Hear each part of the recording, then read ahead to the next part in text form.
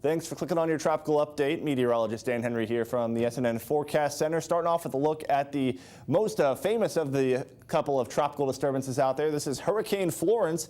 It may degenerate briefly into Tropical Storm Florence, but in general, this storm is expected to remain strong as it holds together and pulls to the west and starts to approach the southeastern part of the United States in around 6 or 7 days. And when it does so, it may very well be a major hurricane. That's the current projection anyway. The storm could be Category 3 or Category 4 intensity as it makes a very close approach to the United States in around 7 or 8 days' time. So folks, especially in the Carolinas and the mid-Atlantic states, need to keep a very close watch on the progress of this area of high pressure that may be steering Florence to the west. This is the latest European model spaghetti plot showing all of the different what we call ensemble members. These are just variations of the European model with a couple of different tweaks here and there to the temperature and pressure of the surrounding Atlantic area.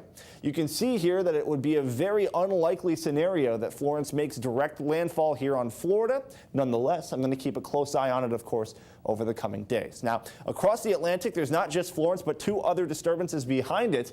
Both of these are likely to develop into tropical systems later on as we head toward the weekend and into next week. So here's a look at Florence. It's been sheared out just a little bit. That's why it's back down to a Category 1 hurricane. Still a very dangerous storm, and in the next 5 days, we'll see that storm move closer to the United States.